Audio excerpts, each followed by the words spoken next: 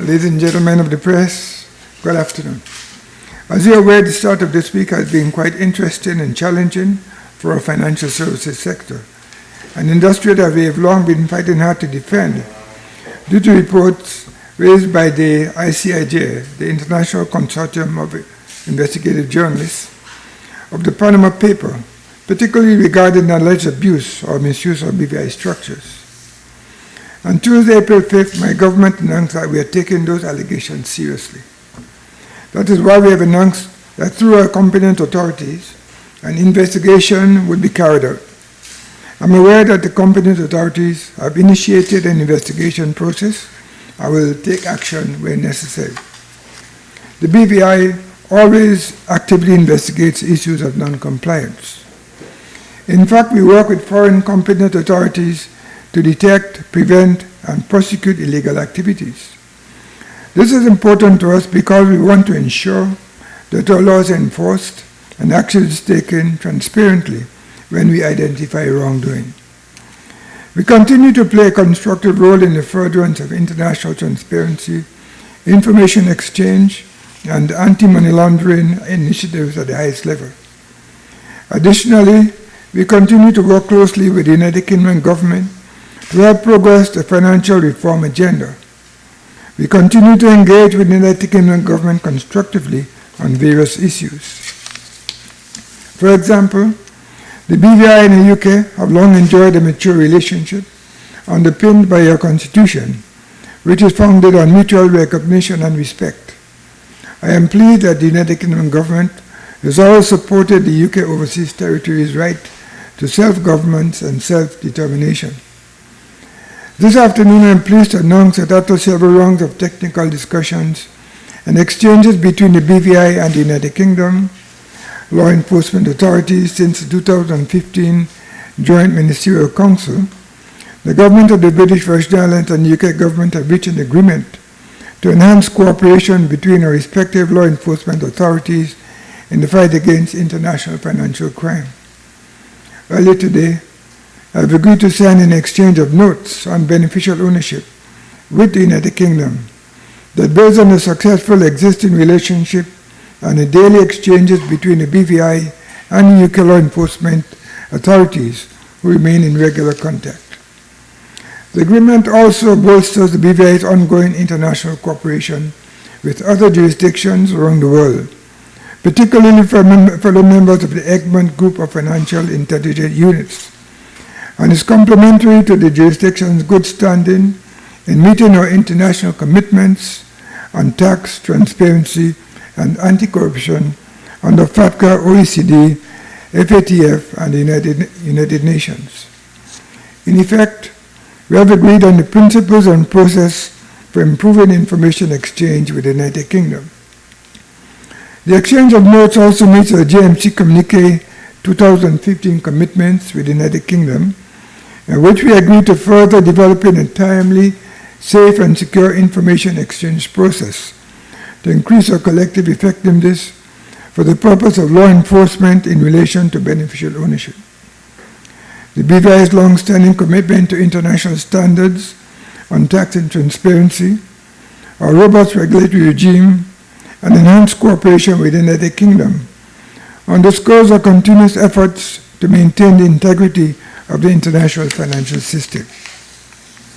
As Premier Minister of Finance, I can assure the public and our international partners that the BVI will remain a jurisdiction of the highest integrity and a reliable international partner.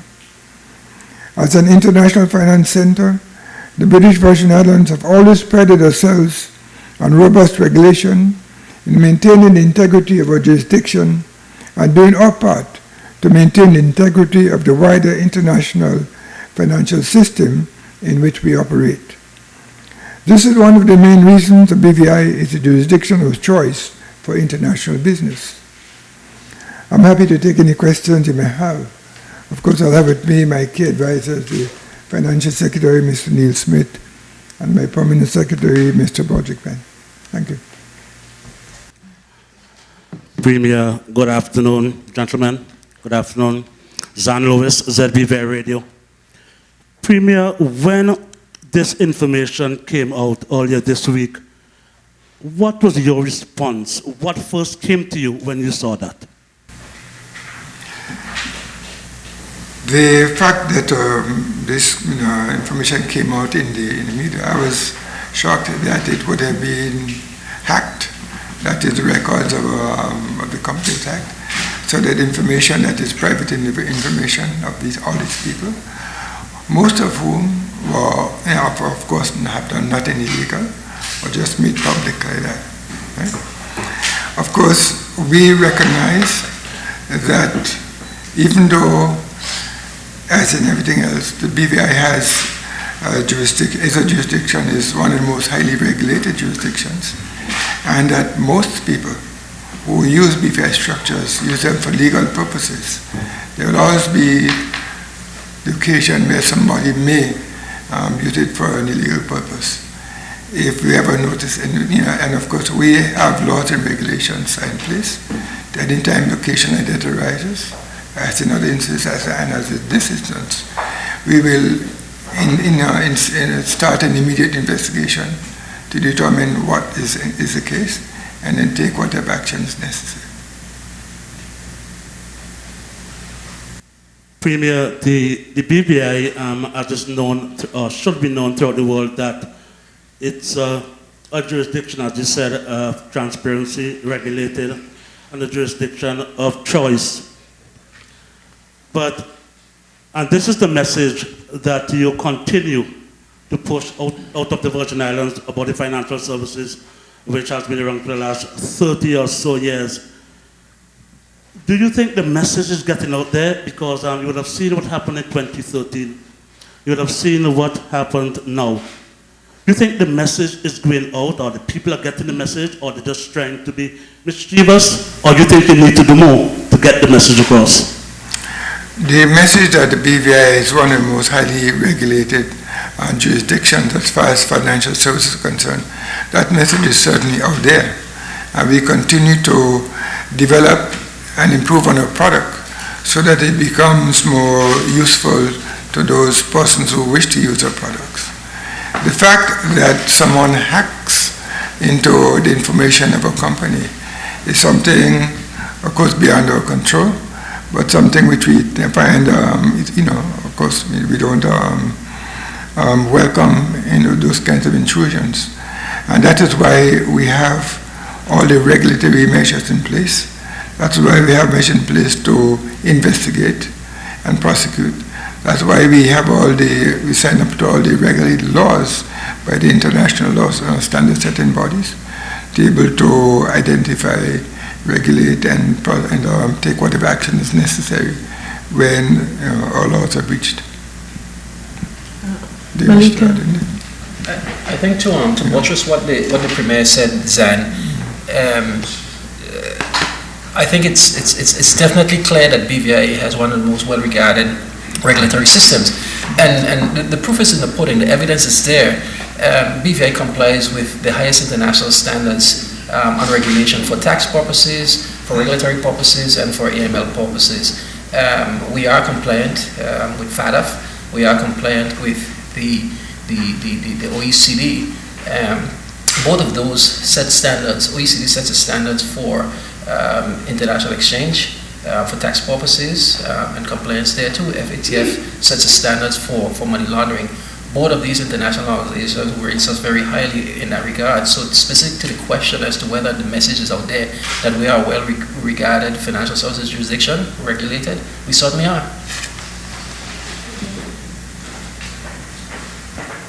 Good afternoon. Johan Earl from Virgin Islands News Online. Two questions. In your opening statement, Mr. Premier, you mentioned an investigation that should commence. May I ask what agency will be performing the investigation, or what sorts of terms of reference, if you care to reveal that? And number two, a private citizen who used to be a government officer and a critic of the government, I dare say, had a radio interview with BBC a few days ago regarding the same disclosures and the allegations made against the BVI. Have you heard the contents of that radio interview? And if you had, how would you rate what the individual, Mr. Julian Willock, said in his defense of the BVI? I heard him mention the OCD, which was just mentioned by Mr. Penn, and also the FATF, also mentioned by him. Mr. Willock mentioned that we are compliant and we're working in cooperation with these international agencies. How would you assess the defense by Mr. Willock to what was considered a very hostile BBC reporter who made some very serious allegations during the interview? Two things. First, let me deal with the second question. I did hear the contents of the interview, and I'd like to compliment Mr. Willock on his responses and defense of the BVI Financial Services, certainly. Secondly, about the, I think the first question is about the the investigation. Yeah, this would be this would be the competent authority who's involved, and not be the Financial Services Commission. They're the ones who will be carried, in fact, have already begun to carry the investigation into the matter. When should it end? Is it a timeline? Has it actually started? It has begun. I cannot tell you when it will end. It depends on circumstances. It's a process that they have to undergo. But they must do it in a proper way, and to make sure that all the laws of BVI being sort of, they're working within our laws, existing laws, to determine if any of them are breached, then they'll decide what action, if any, is necessary. Malika McPherson, the Allenstown newspaper. Premier Smith, I must ask this question, which many residents have been asking since the whole Panama leak hit the airwaves. Why did it take so long for government to give at least an initial response to the allegations that are being made and obviously being publicized worldwide? Why did it take so long? Well, you know, Panama responded and so forth, but the regular citizen, the man on the street, was waiting to hear something a little sooner. Just asking for a piece. I know you cannot give detail, but just a general explanation or a little summary. But we did respond earlier when it did speak about that. It didn't take us very long to respond, frankly. I think we issued a statement the day after, or probably the evening of, when the news broke. But you have to put it in context. We're talking about terabytes of information that was taken. It was investigated by over, I think it's reported, probably close to 200 journalists over the course of more than a year. The enormity of the situation dictates a measured response. We put out a response, I think that was fairly measured, that explains what we think about our regime and acknowledge that we were aware of the scenario and that we were investigating. And you have to appreciate that the type and magnitude of what has happened, the government cannot give a knee-jerk reaction to it.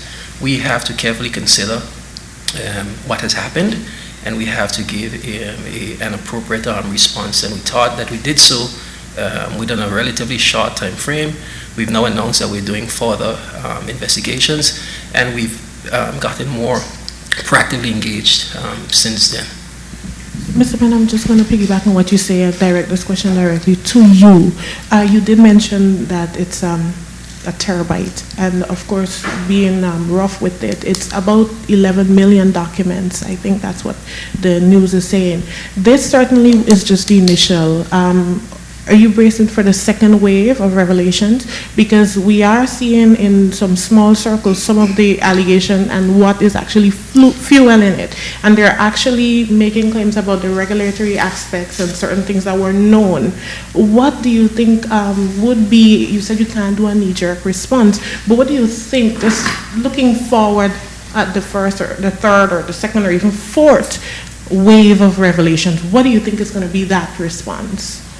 I don't think we can, the government is not in a position to actually speculate on what's to come. We haven't seen the information that was taken. We haven't searched through it, etc. So we can't speculate on what's to come.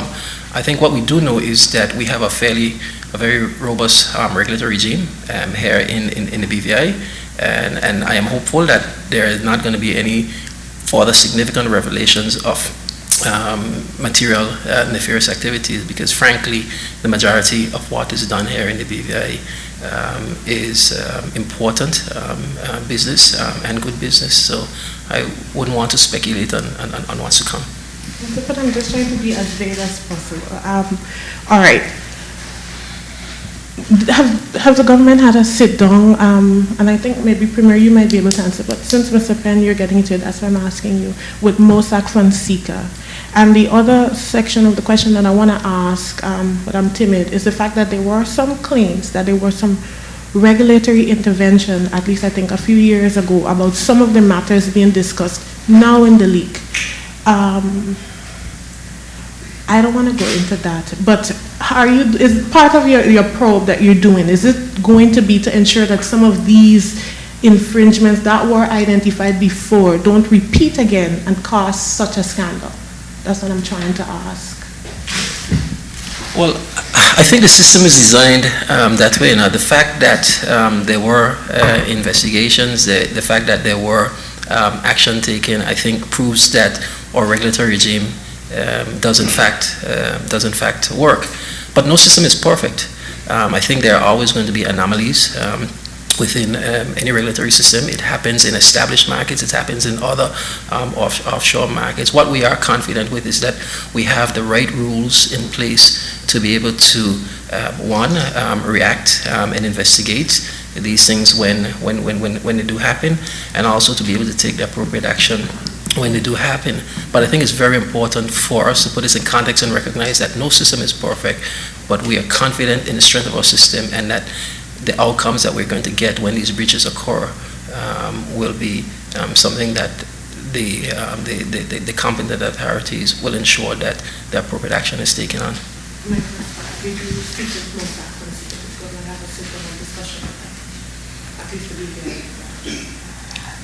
The competent authorities are carrying out investigations, and I'm sure that'll be part of. Good afternoon, Premier. Ken Silva with the BVI Beacon. Can you say what exactly is being investigated? What alleged misconduct? Did Mossack not flag PEPs? Did they not provide information on time? Can you talk a little bit about that? I mean, we wouldn't be at liberty to tell you what that is, but the Mossack Fonseca is a regulated entity in the BVI, and the regulator needs to go about his job carefully to see where there might have been whether there were any issues that they missed, or whether Mossack represented things that were not so, whatever the case may be. But we would be prejudicing their processes if we would go into that type of detail. What we prefer is that they do the investigations, and at the end of those investigations, we would be able to have a discussion or disclosure if that is appropriate. Okay, thank you. Now, Premier, you said that earlier today your government agreed to sign an exchange of notes for beneficial ownership. What exactly does that mean? Means that for some time now, since December 2015, we have been having discussions with the British government about the matter of beneficial ownership and how it should be kept in the territory. And you would know that last year we made some changes in our regulation to require that beneficial ownership be kept in the British Virgin Islands. The discussion is how it would be kept, and that's what we agreed to. Could you possibly provide a little more detail? The new regulations say that information has to be kept onshore in the BVI, but what is the agreement with the UK? Will you also be sharing that same information with their authorities? Or? We'll be able to have further discussions on this matter a little later. I have agreed to sign. Of course, there's still some processes to go through before this is complete, but I just wanted BVI public to know that we have signed.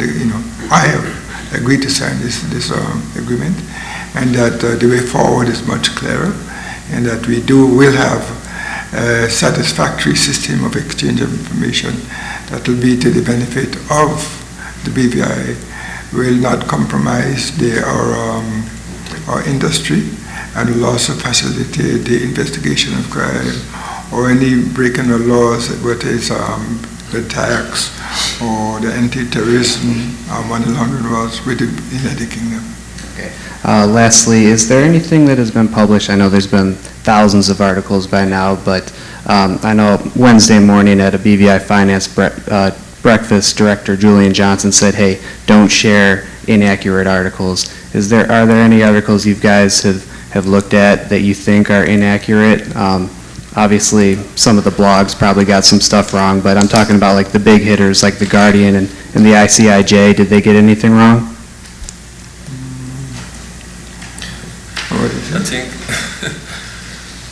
I think what the Icij gets wrong is that the structures, the BVI structures or BVI entities, for the most part, for the large majority, and I would suspect up in the 90 percentile, are used for legitimate purposes. They are used to allow global finance, the movement of monies across borders, to allow us to wear shoes that were made in China at a cheaper rate than they might have been charged before because of the ease of movement of monies. It's done for tax planning. It's done for the large extent, legitimate purposes. What Icij does, however, is it taint jurisdictions like the BVI and give people the impression that they are used only, mostly for illegitimate purposes. It is unfair, it is not true, and they highlight exceptional circumstances and make it seem as if it's the norm. So if you see articles that say that jurisdictions like the BVI, it's not just the BVI alone, BVI, Cayman, whoever the case may be, facilitators of illegitimate activity, that is incorrect. Yes, it occurs, but it also occurs in the other jurisdictions that are not seen as overseas or offshore financial centers. What I'd like to add is that as you read the articles that come out in the papers today, you'll notice that there is now an increasing number of articles that support financial services jurisdictions like BVI and Cayman, etc., indicating or supporting the role of these jurisdictions, the part they play in international finance, in the movement of helping people to carry business in different countries. For example, BVI, because we have a good commercial code, based on the English rule of law. These things give people the comfort that they can use BVI structures to carry out investments in third countries, especially when they're two disparate countries using different legal systems. And so you've seen more and more of these kind of articles come out. Premier, Mr. Smith, Mr. Penn, the situation, I agree that an investigation will be carried out.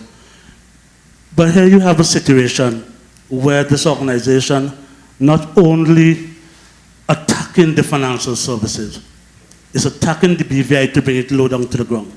It's attacking the economy of the Virgin Islands, calling the BVI a parasite economy. Here you have another situation where they're talking about the $100 million spent on the hospital, dirty money spent on the hospital. They're attacking the $200 million which incorporate fees every year. You're attacking not only the financials, the BVI is under attack.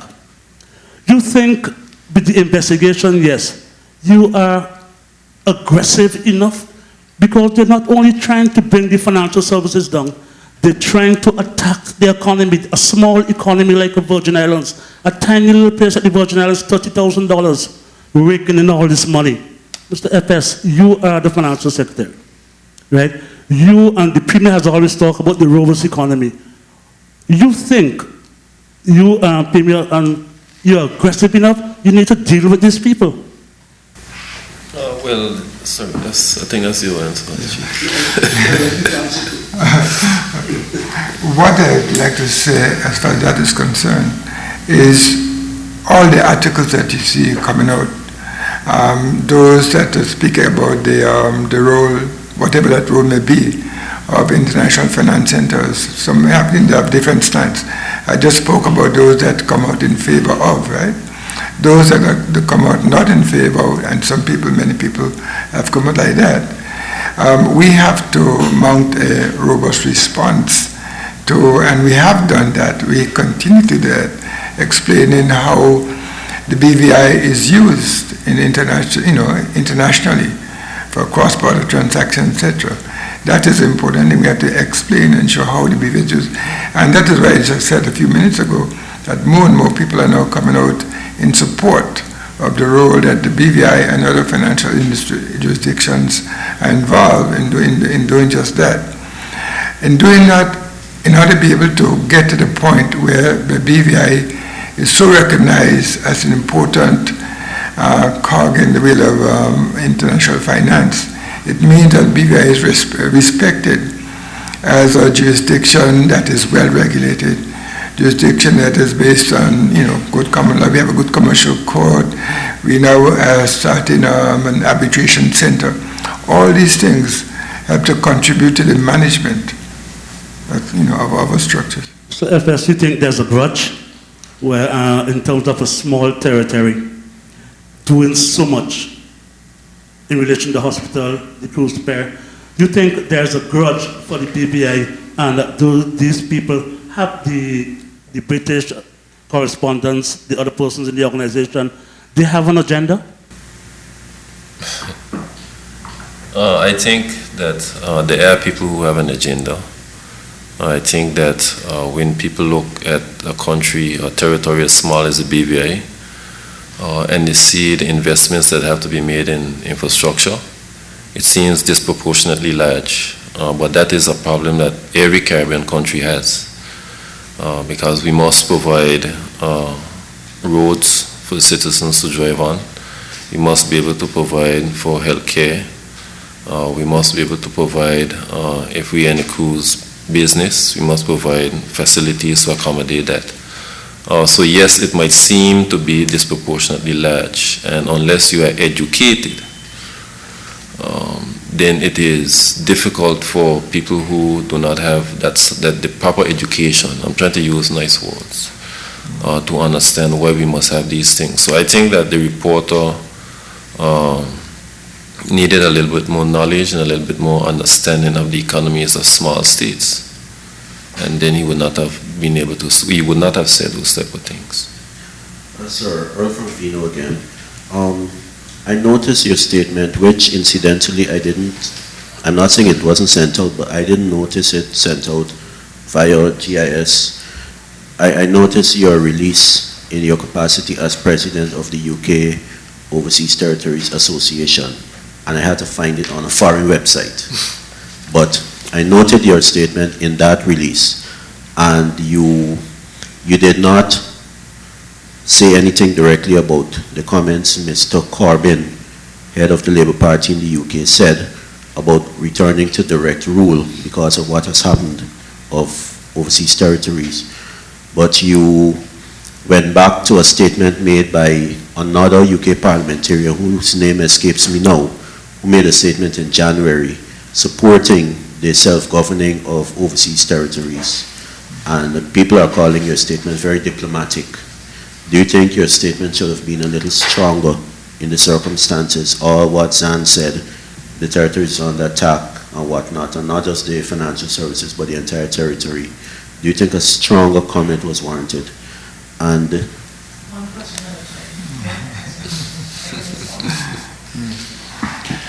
I think in these circumstances it's important to make a statement that is accurate and reflects what the situation is. And the accuracy, what the situation that we're speaking about, is a relationship with the United Kingdom. And that has always been under mutual understanding and respecting the fact that the rights of the citizens of the BVI and of course all other overseas territories, right to self-determination, right to self-governance. We have continued over the years to have reviews of our constitution and to make us more and more self-governing. And as you've heard us say on various occasions, as we improve our constitution, we actually do better economically.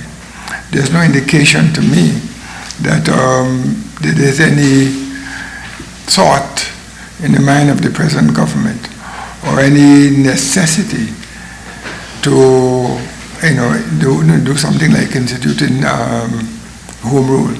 And certainly something is not in the minds of myself, my colleagues, nor the people of the BVI. Davian Smith from BVI News Online. Touching back on the issue of beneficial ownership, forgive me if I'm not understanding, but is this agreement that you're going to sign, is it as a result of what has happened with the Panama Papers issue? And is this some sort of lack of confidence then in the BVI government? No, it has nothing to do with the disclosure, what we call the Panama Papers. This is a negotiation and discussion we've having with the British government for the past 2 years about how we treat the matter of beneficial ownership. I have a final issue. A few days ago, there was a news article coming out of the Toronto Star, I believe, newspaper, alleging that a reporter from Canada was turned away from the airport after disclosing that he came to interview the governor, His Excellency John S. Duncan. Is there any, have you read the story? Is there any truth to what he is alleging as the reasons for his being turned away? And if I may ask, what is the protocol for foreign journalists not residing in the BVI, but on assignment on any particular issue, whether it be sport fishing, whether it be sports, anything? There's a requirement for a work permit, whether it be temporary or permanent, for anyone who comes in to work in the territory. I think that is what the issue was about, but perhaps my Permanent Secretary could speak to that more. I think that's exactly right, Honorable Premier. A lot have been made about this issue, but it's actually quite simple. Anybody that's working in the BVI needs a work permit to work in the BVI. If you, and it's just like any other place in the world. Any place in the world that you go to, you have to have the right permissions to be in that place. We've seen the story, and it's really a simple matter of the journalist came to the BVI. He was aware that he needed requisite permissions, work permit, etc., to work in the BVI, and he came to the BVI without the permissions, and so he was denied entry. It's a very simple issue. He didn't have the right permissions to be in the BVI. We'll allow one more question and then we'll get down to wrap up. Okay, just to follow up on the whole international journalist question, since the BVI has been thrust into the spotlight, can you confirm if there were any international media houses that did reach out to get legitimate interviews via web means or coming in person? And to follow up, last year the territory started the BVI Forward campaign, which was to raise awareness, and I would dare say that it touched on matters such as this, how the citizens of the territory basically defend the sector, and we've seen at times like this has come. Do you think that you're going to be aggressively pushing forward with a mandate for the BVI Forward campaign? What's the go forward from here? In relation to the first question, there has been other international journalists that has inquired about coming into the BVI.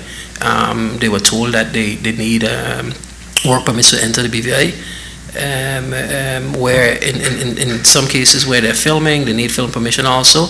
And I am aware that there are other international journalists that have come to the BVI, and they have sought the requisite permissions to enter the BVI, and they came in and they did what they had to do. The second question in terms of the BVI forward initiatives, I think that's an important part of reforming our financial services industry. It's something that's well underway. I think there's been a lot of publicity around it in terms of the initiatives. We have a team that's headed by Kedrick Malone with some experts, both domestically and from away, that are helping us to move forward that agenda in a number of spaces. We're looking to do things with some reform in immigration and labor. We're looking to do some things with reforming who BVI Finance, a promotional body, is as a new entity. We are looking at exploring value-added services. How do we bring more value-added business, substance, etc., to the BVI? So they're actually well on their way with that. And of course, an important element of that is public education, and that campaign too is on its way. I think very shortly, perhaps next week, there will be some more information specifically surrounding the education campaign. They've been ramping up the efforts in that respect.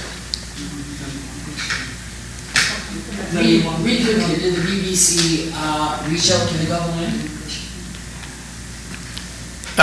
There are several, from what we've learned through this. The journalists who are in the island now. There are several BBC persons that have reached out to the government, either by email, by phone calls, etc. Apparently, it's a huge organization. But there have been no personal interviews. There is an existing a grouping that we know that was on the island that interviewed a number of people, including personnel from the government. If you just allow me to get to this question, is important. Just as a matter of information, there are journalists here now from the BBC, and they are not working on work permits. They have been granted a waiver to work here. There are about 3 or 4 journalists now. They have been granted a waiver, and this has been under no work permit has been carried out by the Ministry of Natural Resources. On a point of clarification, I am aware of that. You're exactly right. I think what I said is that they had the requisite permissions to be in the country. To be in the country to work, you have to have a work permit. It can be a temporary work permit, or you can have a waiver from a work permit. These journalists managed to secure a waiver from a work permit, yes. Premier, just before all of this surfaced, the Deputy Premier made a comment in the House of Assembly that there are big issues to that the BVI needs to address. There are several challenges, and to see if they are in relation to the UK leaving the UN, and the possibility may exist that one of the days you may wake up and they may not be the Premier. What's he talking about? What do you think he's talking about? He was speaking in the House about the British exit from the European Union, from the EU, right? Yeah. I expect he was speaking in relation to that, and I won't, At this time, we'll allow Honorable Premier to talk. Any last words? Good. I want to thank you all for joining me. I think this week, as I said before, has been quite challenging, and we will continue as a government to continue to promote both industries. I think someone mentioned earlier, Zani mentioned earlier, the question of the $100 million hotel and the roads and whatnot. And just want to remind you that we are also in the business of tourism. Is also one of our major businesses. And what we are looking at, one of the areas we're looking at, for example, is health tourism. And we have to have a hospital with a sufficiently structured and sufficiently staffed and equipped to be able to go in that direction. We also have to have our road infrastructure better in order to facilitate continue to develop our tourism product. So though there are very good reasons, of course, all as well, I should not mention that what we're developing also is for the good and benefit of the people of the British Virgin Islands. That is why, for example, we're going into national health insurance, but that's for another discussion. Okay, thank you.